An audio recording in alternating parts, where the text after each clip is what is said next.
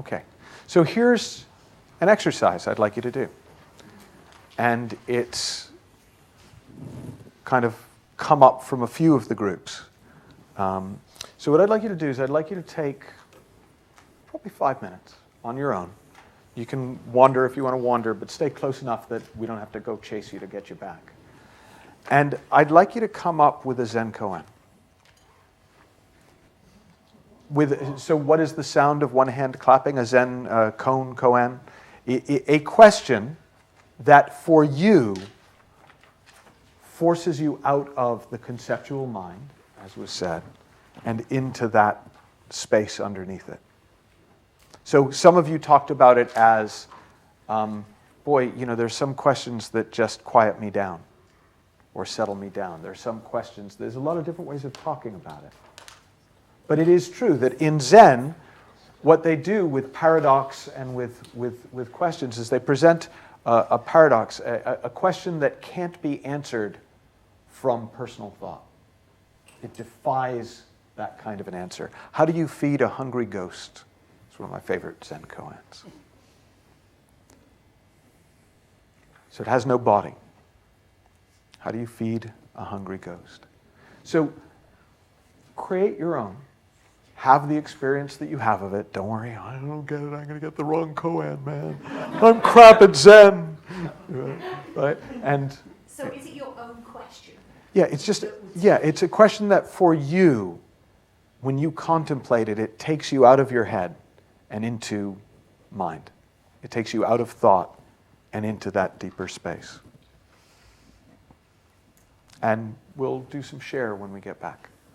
So, and if you've got it, and you see somebody else who's kind of seems to have it, you can ask each other the question. But take the time to kind of find something for yourself that just kind of takes you there as a question, that contemplating it takes you into a deeper space.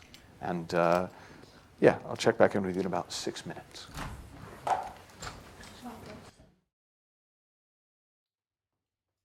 So what were some of the experiences that you had doing that? So you're welcome to share what you came up with or not, but I'm very interested in the experience that you had of doing it. Claire? I found that exercise really difficult. And I think it was the pressure of having 5 minutes to come up with a question, because I wasn't sure that I could quieten my mind enough. And when you talk about going home, my first thought, the analogy had to involve rugby football, because that's where I go home. And then I thought, no. And then suddenly the question came to me about, well, if unicorns wear horseshoes, whose shoes the unicorn?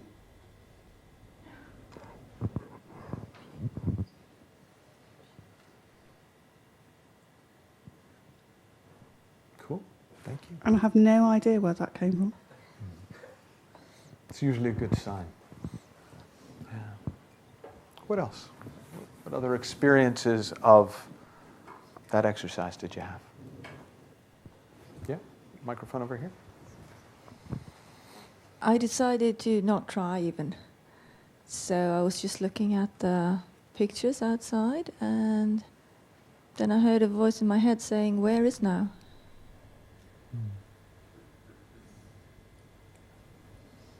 Cool.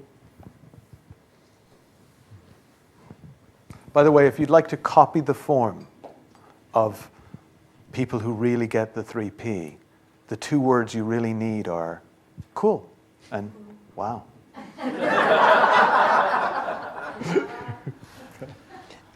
So I just wandered around and literally just tried to let thoughts pop into my head and then not hang on to and let them go. And what I came up with was, what does a child experience before they can speak?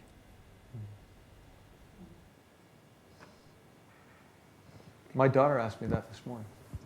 Actually, I mean, literally, she emailed and said, she sent me an email that went, "Help!" And I was like, "Oh shit, what's up?" And it was like, well, if a child is born and they don't have language, like what is their experience? I mean, where does it? It was like, "Oh, I like this. Please have existential crises while I'm away more often." What else? What other experiences? I'm quite good under pressure, and so put me on with a time deadline and so on, and I get creative. And I've always seen that as, my mind starts whirring and I start doing it. And your illustration of the upside down duck was really helpful, because I recognised that's actually what's happening. Huge amount of stuff going on, but actually underneath I'm really at ease. And so I came up with 20 different ideas, all of them bad, but from a very peaceful place. Really helpful to recognise that in me. Yeah. When there are a lot of activities happening actually beneath the activity, it's all right. Yeah. Thank you. You're welcome. And there's something in that, right? We think of this as a place to get to.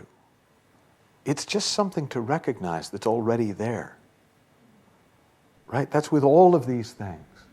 We're not trying to learn something new. We're not trying to develop a skill. We're trying to see, distinguish, recognize something that has always been there and always will be. But we just don't notice it. We're not trained to pay attention. So when you hear people in the 3Ps at banks say, look in a direction and do nothing, that's what's being pointed to, is it's already there. You don't have to do anything to get there. You just have to know where to look. And often knowing where not to look is as good a place to start as any. I know where it isn't. I know what isn't going to help. And that will lead to it. Any other experiences that just were a little different maybe to what you've experienced, or kind of just, you kind of just thought, oh, that's different, that's fun, yeah. Jennifer. I got very frustrated with this question to start with, because I'm used to crafting questions that have some sort of point and trying to guide other people and all that. So that was a challenge. Yeah.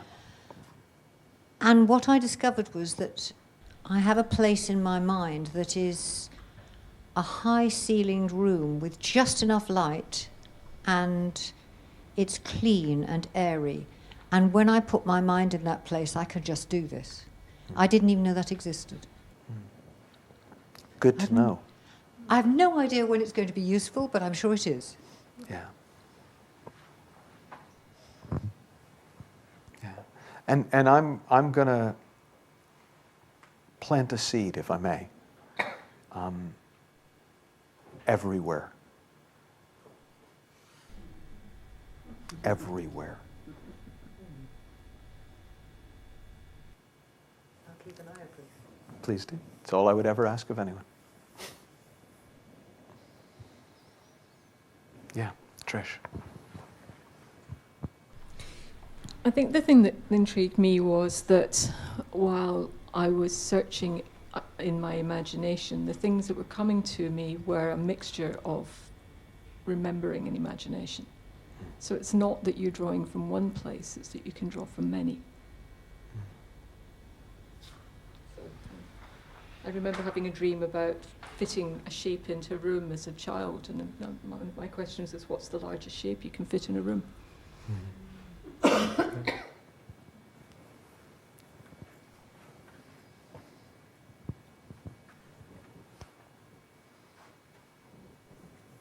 Now, have you guys heard the cheesecake analogy?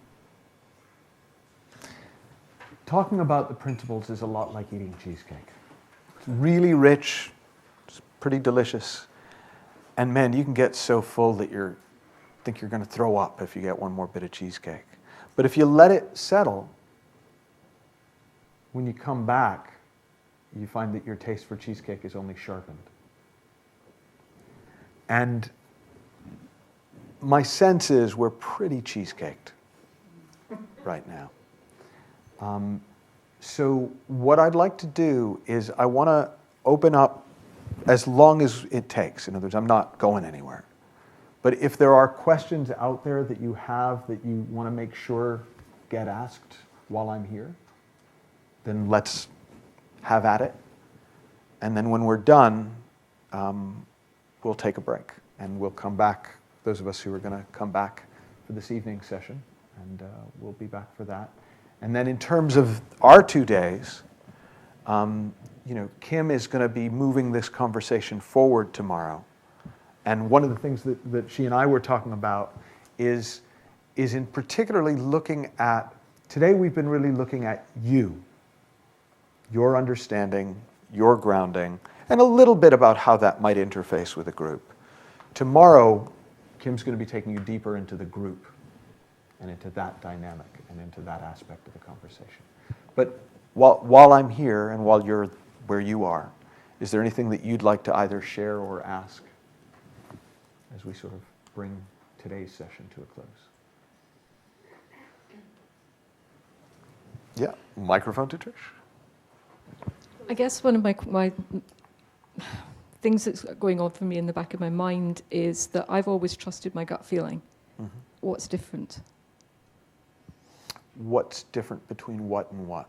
Between trusting your gut feeling and having a deeper understanding of the 3 principles. One is a description of your relationship to wisdom, by the sound of it, and how you've learned to operate in conjunction with deeper wisdom. And one is a more comprehensive look at the whole system, one of the outputs of which is being able to trust your gut.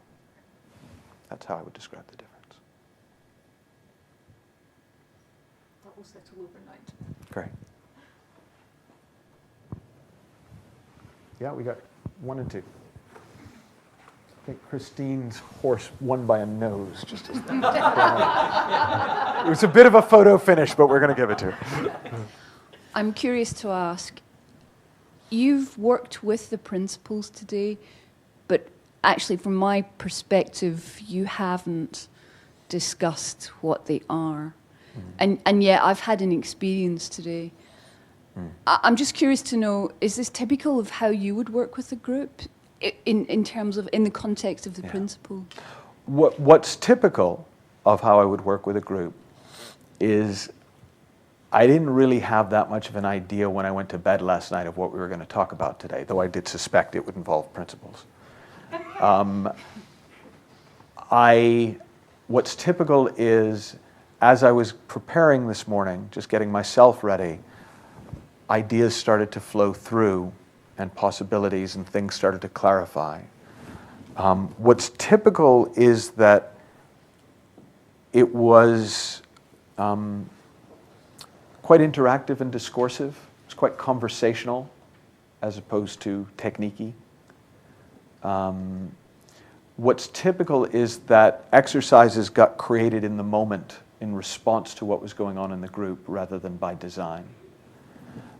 What's typical is I did 1 or 2 slightly embarrassing drawings on a flip chart in a room full of people who draw better than me. And what's typical is that the room was pretty quiet for much of the day and that we operated in this space for much of the day as opposed to spending the day getting to the space. The rest, I mean, you can check in with the guys who've been following me around for a year, and Kim and people who've been around me, and maybe they'll see things that I don't see. But no, it comes out different every time. Like I said, there are times where I think people must think that I think I'm Jesus. I talk about God and spirit so much. There are other times, like on Tuesday, where nothing that even resembles that comes out of my mouth within the conversation. There are times where groups are a little freaked out that I don't seem to listen because I keep talking and talking and talking. And there are other times where groups wonder if I'm ever going to speak because I just keep listening. And that, I found, doesn't seem to matter. Like, what matters is being responsive to what arises in the moment. So, yes and no. And if you were working, for instance, with a business team, and there was a specific outcome that they wanted your help with creating, like get some clearer solutions on business growth. Which happens all the time. That's a very typical thing I'm hired for. So you'd use the same. I hear there's not a technique, but what you're saying. Well, but there is, okay, if you want the principle behind it, and this is a business principle or training principle rather than a fundamental universal principle, the principle behind it would be, if I've got 7 hours to cut down a tree, I'm going to spend the first 6 sharpening the axe. Okay. Because what I found is that when the group gets quiet enough, I usually only have to do that, and it all comes clear. And the number of times where somebody's come with a 36-point checklist of questions, and we haven't talked about them till the end, and they go tick, tick, tick, tick, tick, tick, tick, tick. It's just something that I know. When people get into a deeper state of mind, when they get into a different relationship with their thinking, when their consciousness expands out, the answers come really quick. Cool. Wow. She's a 3-peer, certifier in something. Thank you.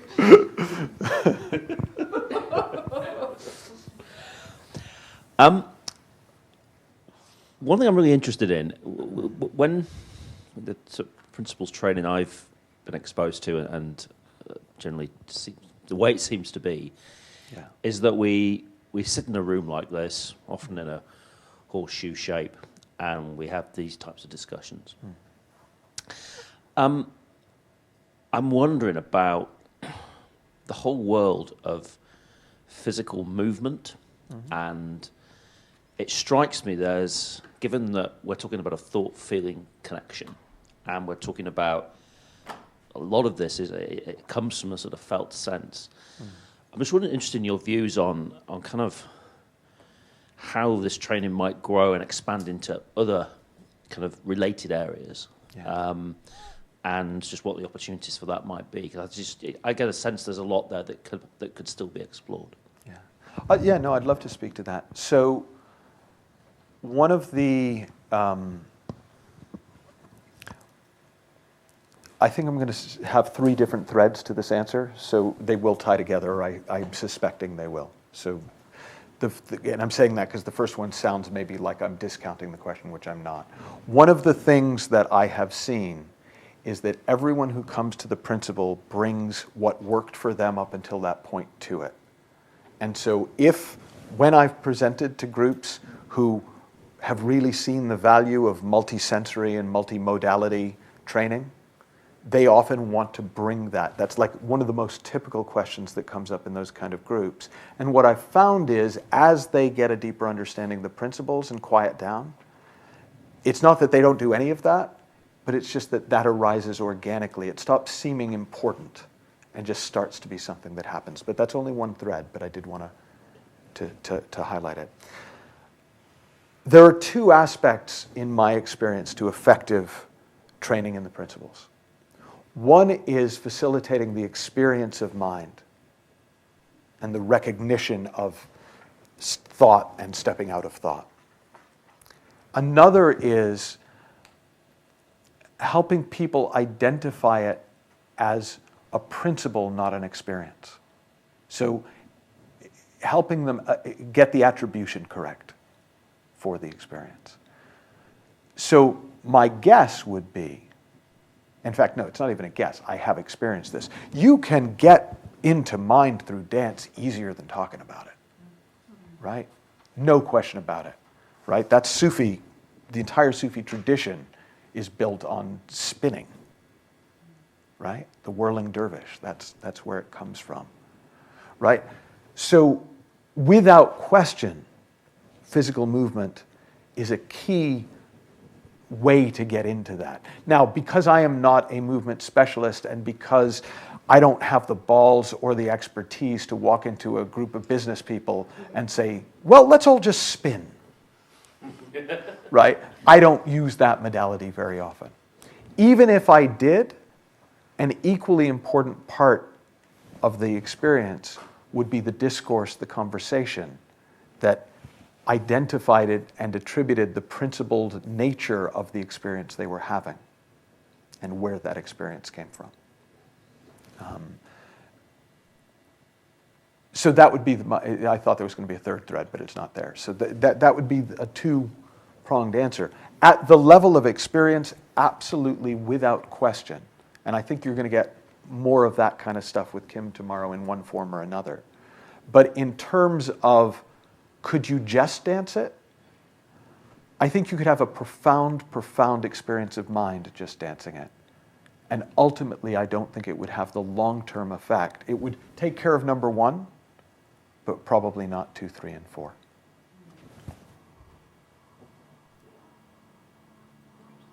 Cool. Thanks. Great question. I've never thought of it like that.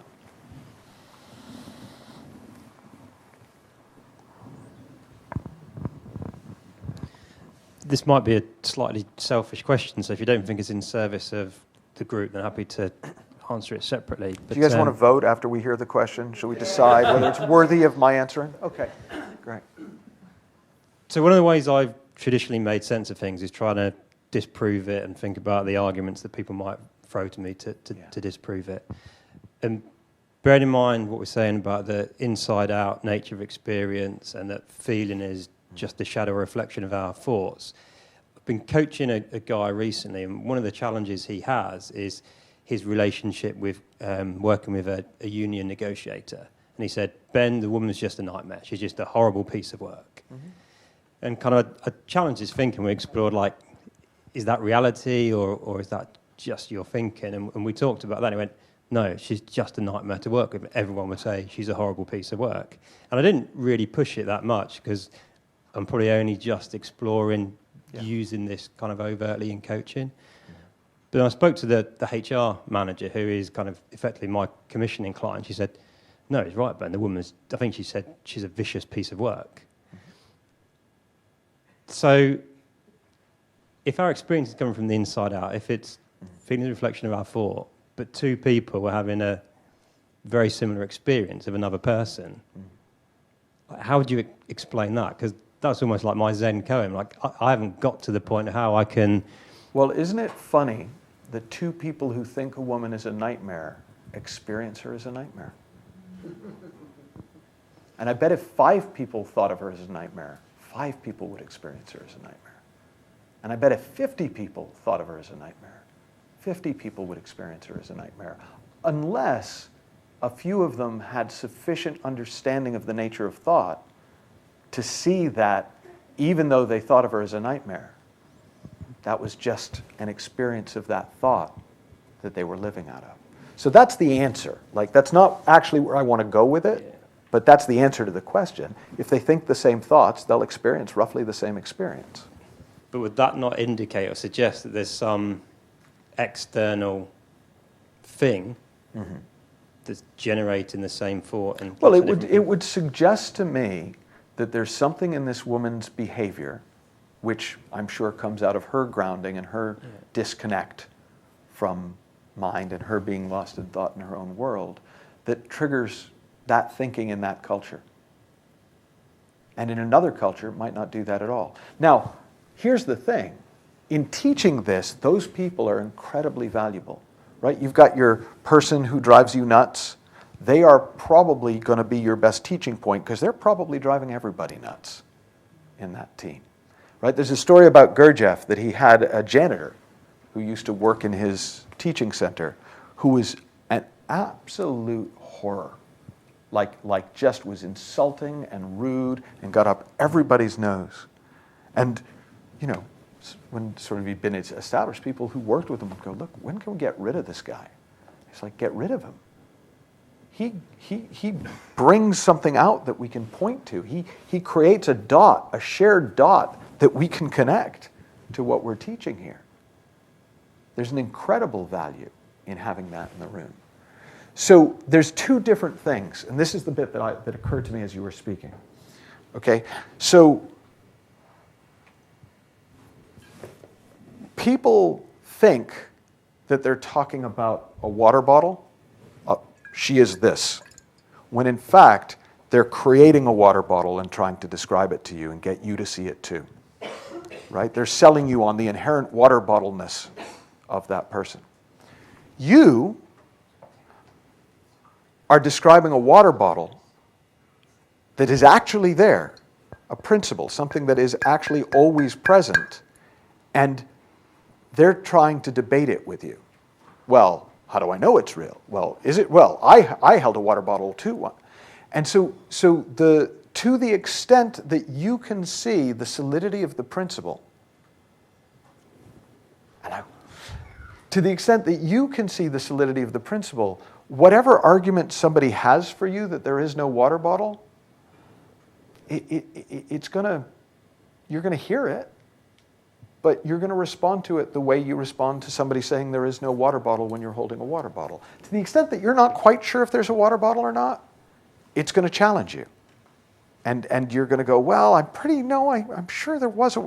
In other words, the more clearly you see it, the easier it is to point to it and talk about it and describe it. And that's why all training in the principles is really grounding. It's really just pointing you to a deeper understanding. Because the clearer you see it, the more different ways you'll find to point to it. Like if we played, point people to this bottle, right? How many of you think that you could win that game?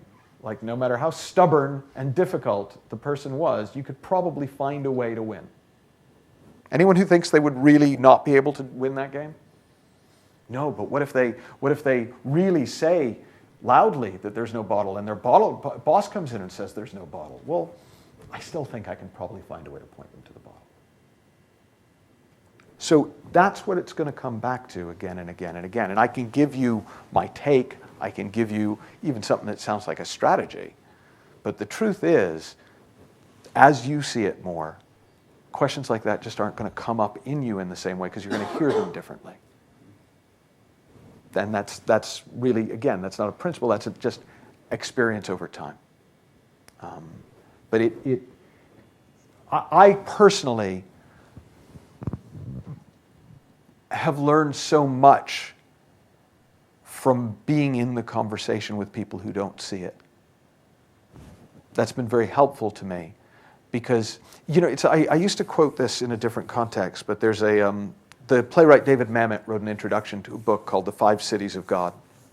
It's based on the Old Testament of the Bible. And he talked about that when we're dealing with a spiritual teaching, we have two choices. When the spiritual teaching conflicts with our way of seeing things, we can dismiss the spiritual teaching. Or we can assume that that conflict is based on a misperception that we have. There will come a point, if you stay in this conversation, I'm not saying you have to, but if you stay in this conversation, there will come a point, if there hasn't already, where it will you'll see it enough to know that it's there, and that when you're not seeing it, it's because you're not seeing it. And then you get to look deeper. And I can't preach that because that also could be self-delusion, right? In other words, it's no question about it. That's also a recipe for self-delusion. And as you go deeper in this conversation, you begin to get to the point where you see the difference. You see the difference between trying to sell yourself and actually seeing what's in front of you. So I'm hoping that turns out to have been helpful. Thanks, sir. Okay, thank you. I love, there's always, each time your hand goes up, you find something to do with your face before it goes all the way up, just in case. There's that hesitation. Because I'm trying to reflect back on the day. I know you talked about two things that you try and do with the group or with people. One is the experience of mind, and then another is that it's a principle, not just a thought. I can't remember exactly how you put it, but... Okay. I mean, I remember saying something like that. Yeah. So can you share an example or two of a new group that you'd be working with about how you might invite them into an experience of mind if it's a new group?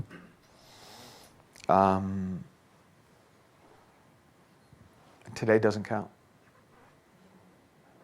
I'm not actually being facetious, but I mean, because we did, but sure.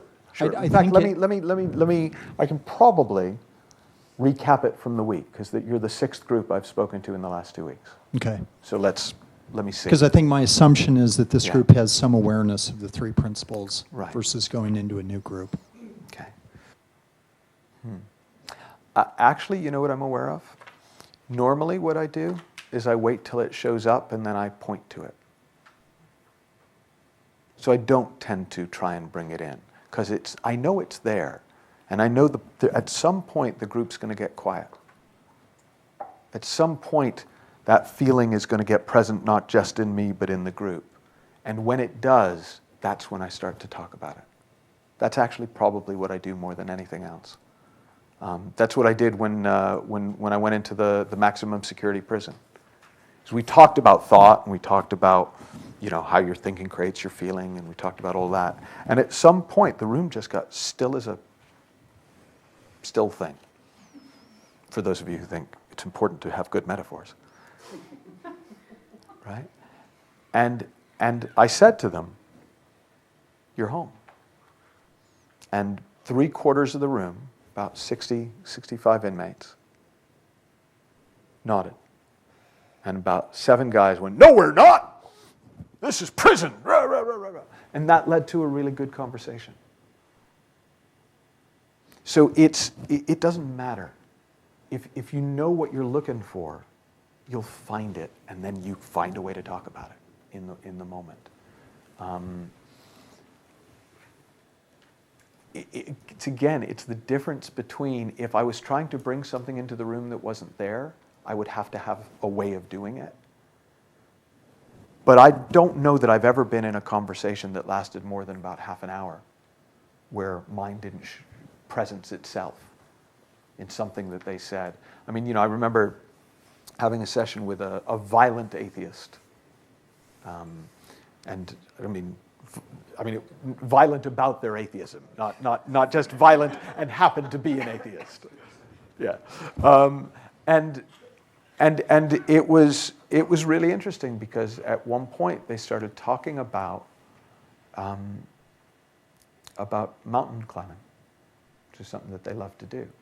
And they started talking about the awe that they felt and the harmony with the rock that they felt climbing. And I went, as we talk, I'm going to be talking about an idea that I call mind. And a lot of people hear God. And what I'm talking about is that feeling that you have with the rock. That was it. I don't know if we ever talked about it any other way. But it was just, again, it's understanding what that feeling points to. It's for so many of us, it's just a nice memory. Oh, I remember the time that I felt that. That was nice. We don't recognize it's an ever-present resource. It's actually a state of mind we are designed, or it seems to me that we are designed to operate out of. And I say that it seems to me that we're designed to because we operate so much more effectively, with so much more ease and insight when we operate out of it.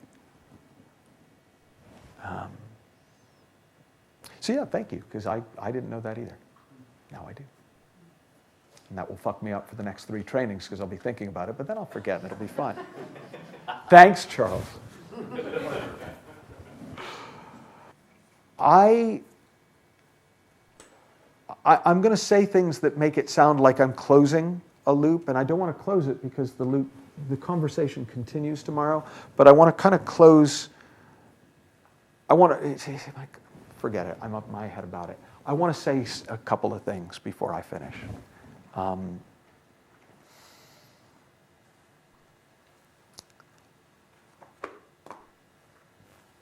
My whole life, I wanted to believe in magic. I did. I was the David Duchovny character in X-Files. I want to believe. I didn't really want to believe in UFOs, but I wanted to believe that somehow I could close my hand and open it and there'd be something there. That we could create something from nothing. And what I've come to see is that in fact that's all that we ever do. And I think it was first in a training that Kim invited me to do where I first came up with the line, it's not magic, but it is magical. There's something about the way life works, the unfolding of life, that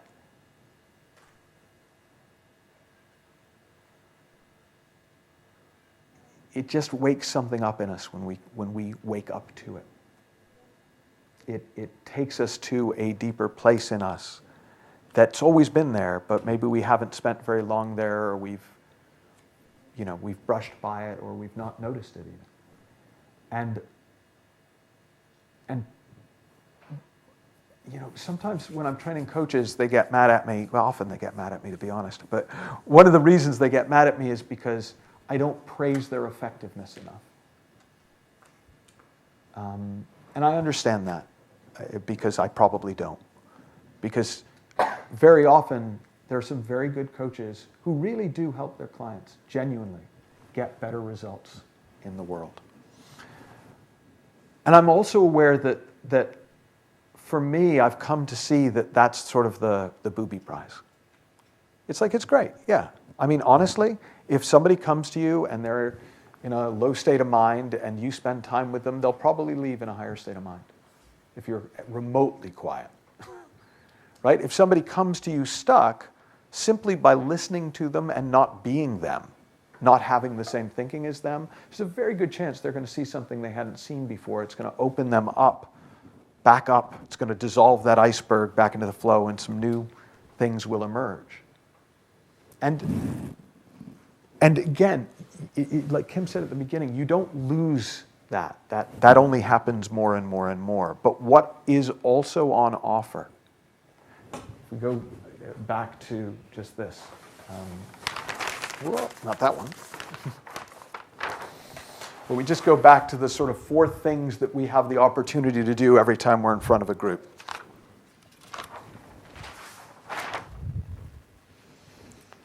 To share information, to develop skill, to facilitate problem solving and possibilities, and to facilitate an understanding, a deeper understanding of the human experience. This one's just me, right? My experience is every moment you spend in this conversation will reward you and the group in all 3 of these areas exponentially. And that's, I kind of got nothing else. It's like, that's the best I've seen. If I see better, I'll start teaching something else. But I really encourage you, if you felt any of what we've been talking about, to stay in the conversation. It will reward you 1,000-fold, in my experience.